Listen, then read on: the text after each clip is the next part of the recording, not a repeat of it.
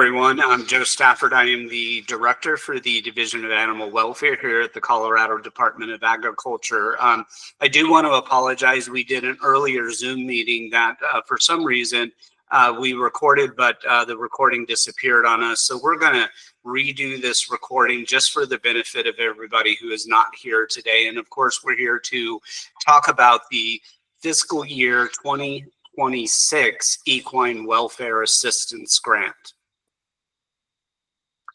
This is the agenda and what we'll be covering. We'll talk a little bit about the background and purpose of the grant, the grant timeline, the guidelines, the application process, the grant review process, invoicing, reporting, and requirements. And then at the end of the presentation, we'll give you an email address that you can email in any questions that you might have that go unanswered through this webinar.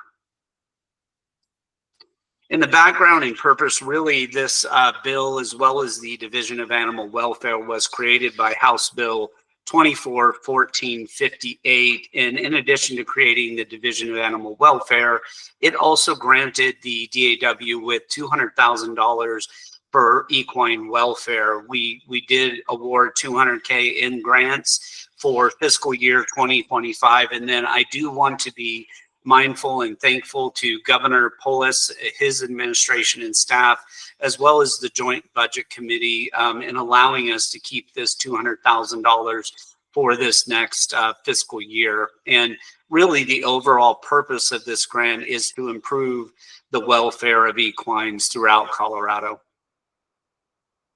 The grant timeline is we opened the grant on Monday, April 14th. Today, we're providing this webinar and or a recording of this webinar.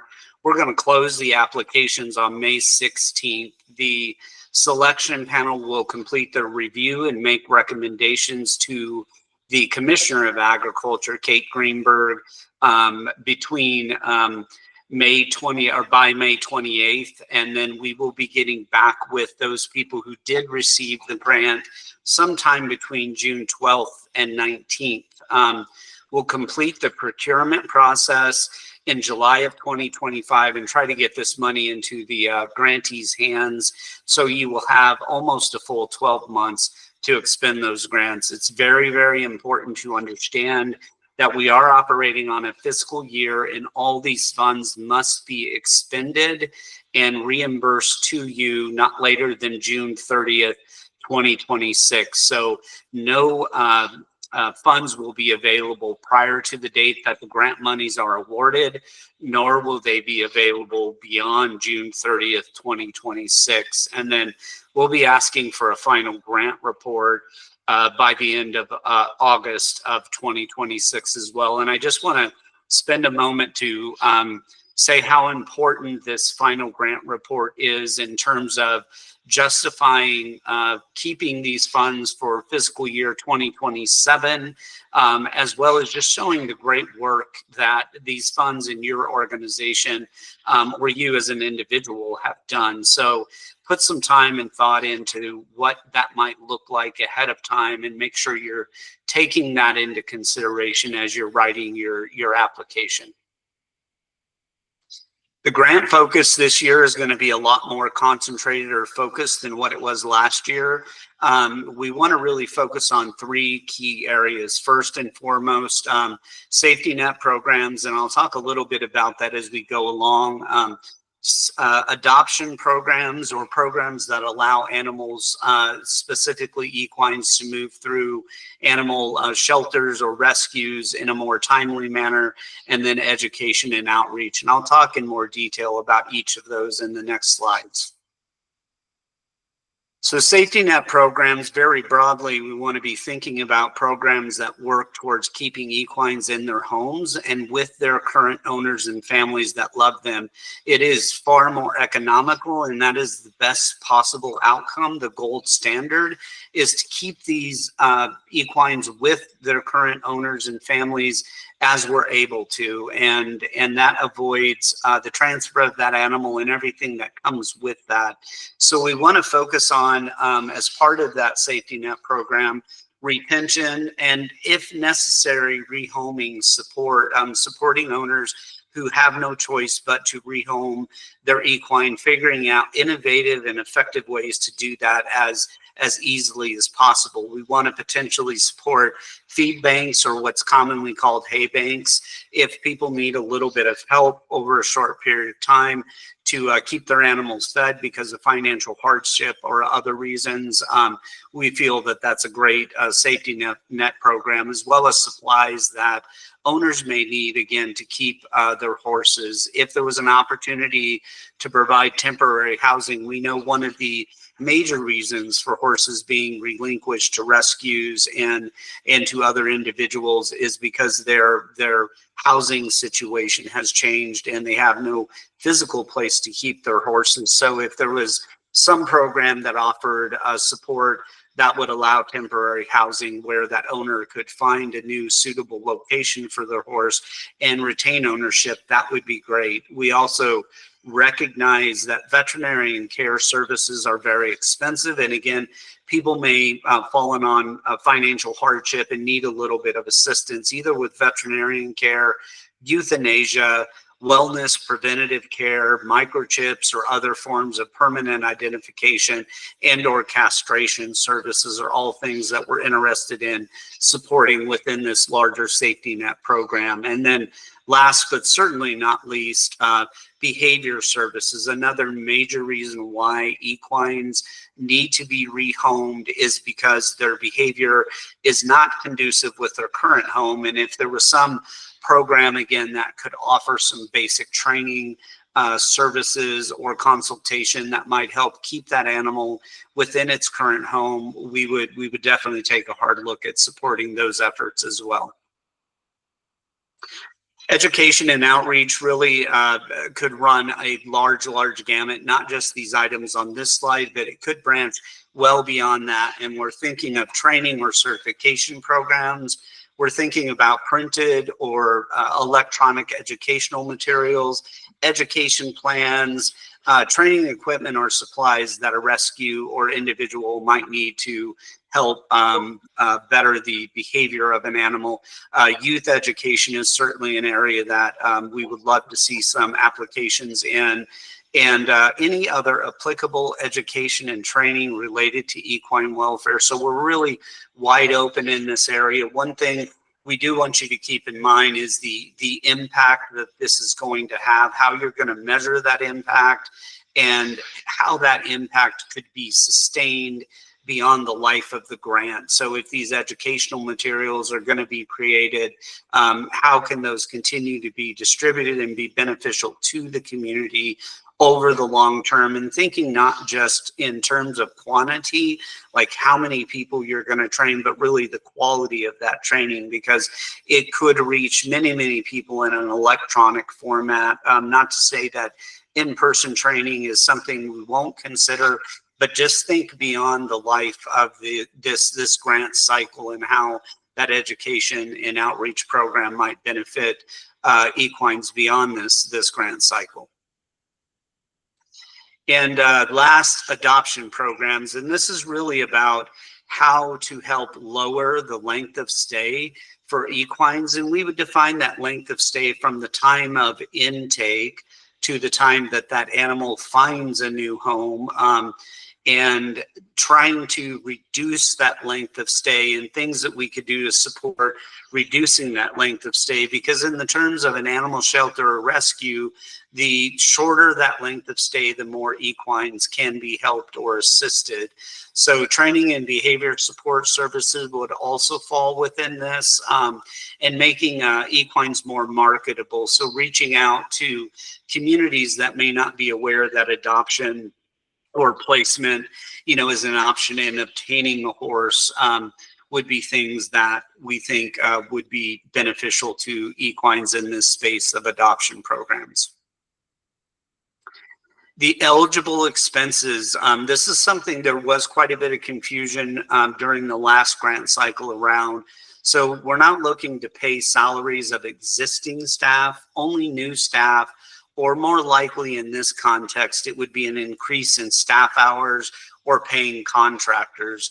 We're looking primarily to pay the direct costs associated with the grant, such as veterinarian expenses or contractor payments. And then we do allow for a little bit of indirect costs. And these are things that might be overhead, like insurance requirements that we'll talk a little bit more about on the coming slides. But we want no more than 5% of that grant award to go towards those indirect costs. And the more information you can give us in terms of what those indirect costs are, the more consideration your grant application will receive. We recognize, that could be a wide range of topics, but if you can give us just a few words about those indirect costs, I think it will help us understand your specific situation better. And then these are just the general requirements on the grant. One thing I do want to stop to mention at this point is last year we did allow submittals of applications through email. That was terribly inefficient, ineffective. Some people's grants applications even got missed because of that system. So we have gone to a Google system, and it's going to ask you a list of questions as you go through this Google form. Most of those are free form application fields where you can include whatever it is that you would like to explain your project and the impact of your project, etc. But just do want to make you aware of that. And also, you do not have to have a Gmail in order to fill out that form. You can use any existing email that you may have. So we want your information, of course, about you, your organization. We want to make sure that you're in good standing with the Secretary of State, and that can be looked up on the website if you have any questions about whether you are in good standing with the Secretary of State or not. We want that application completed as much as we possibly can. Again, the more information you provide us with, the better decisions we're going to be able to make about, about your grant. We're going to need your W-9. We're going to need your 990 if that's applicable to your specific situation. We're going to need proof of insurance. And one thing to mention on the insurance is that the state of Colorado will have to be named on that certificate of insurance. And obviously that is probably not something most of you likely have on hand. So we would be awarding you the grant and then expecting within a week for you to provide us a certificate of insurance. Depending on your grant, will determine what type of insurance you need to have. But if you have employees that work for you, we will need to see workers' compensation.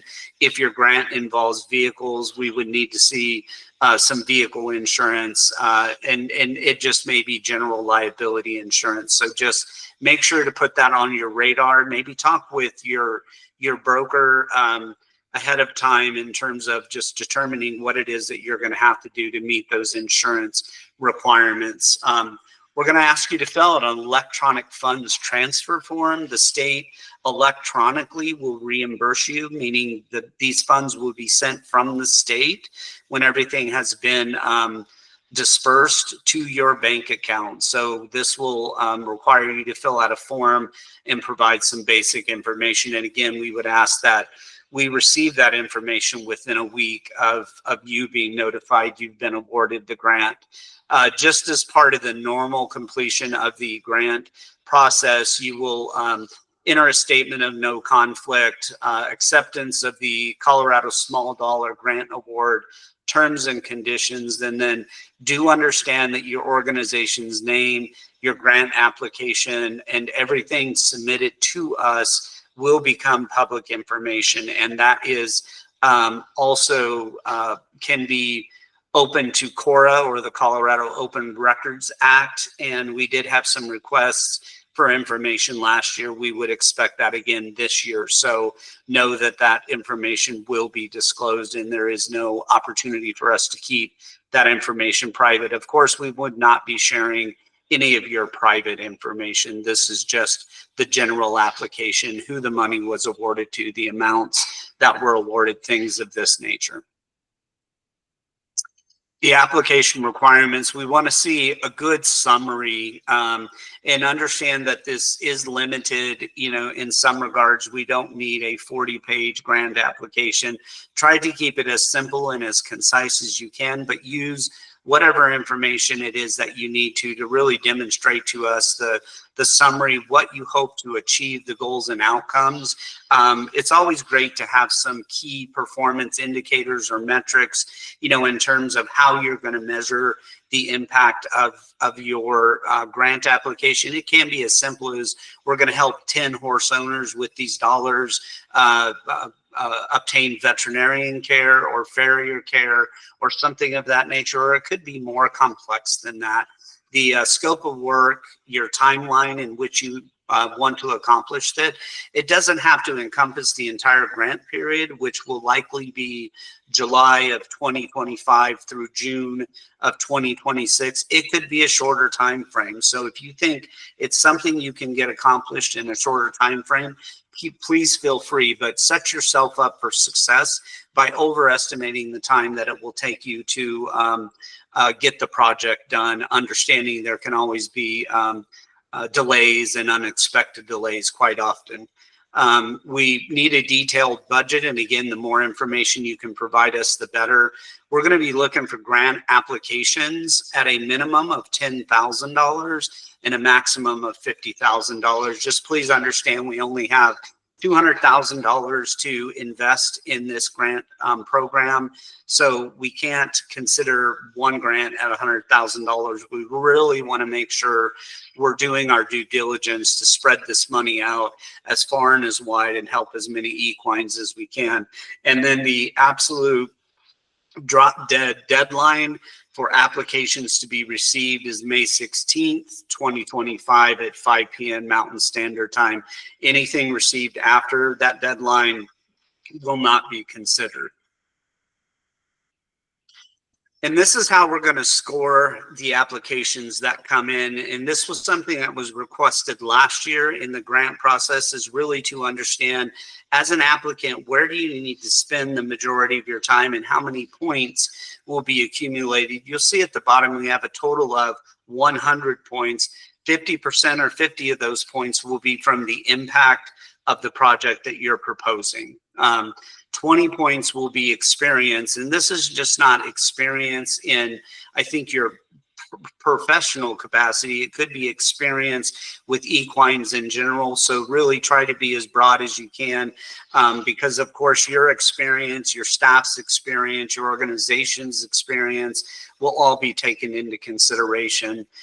What your approach is, how you intend to have the impact, will count for 15 points, and innovation, project diversity, and budget will all account for 5 points each. So the main point of this slide is to spend the majority of your time in those areas where it will have the biggest impact in terms of the score that your grant will be given. And typically what we're looking to do is award the grant applications with the highest numerical values. And again, we may choose to fund all or a portion of a grant. So if you want to consider several projects, you can include all of those in one application, but they will be considered on an individual basis. And if you choose to do that, we may fund one piece of that project, but not all pieces of that project. So feel free to put 2, 3, or 4, different projects within your application with a separate budget, for each, so that the committee can kind of consider those on an individual basis. And then the invoicing and reporting requirements. Again, I can't overstate enough that the funds must be expended and invoiced by June 30th, and understand that that process does take some time within the state system. And also want to acknowledge that there's an opportunity to submit invoices on a quarterly basis. And if we need to work out something more frequently than that with you, we certainly can do that. And this is a grant that will reimburse your expenses, meaning we're not going to give you the grant money up front. We would need the organization or individual to pay for a service or whatever it is, and then submit for reimbursement. And the state will then reimburse those expenses as long as they're within the confines of that proposed grant. We do expect everybody to cooperate, to evaluate the success of the program, and understand that's not just us being nitpicky with regards to your application. That's us doing our due diligence to try to maintain our funding for 2027 and potentially make future requests as well beyond 2027. And then that final grant report again will be due by August 25th of 2026. Do take that into consideration during your application process. We want to see deliverables, any final metrics, success stories, lessons learned are great. Any additional supporting information is needed, pictures, video, things of that nature, and really describing kind of how, you know, this has made a life and the difference of equines and people potentially. So the more you can share with us, the more successful we're going to be at maintaining this funding going forward. And with that, here is the email address. Feel free to email any questions. Emily Lohman, our education and outreach specialist, will be monitoring that email on a regular basis and trying to get back to you with answers to your questions. And feel free to know that we're happy to have a conversation, you know, beyond that. If you have something more detailed, we can always jump on a phone call or a quick Google Meet or something of that nature. We really want to try to make this grant cycle very successful, and appreciate you all listening to this webinar and being here and being an applicant, and we'll look forward to partnering and working with you all. Thanks again, and again, please feel free to reach out.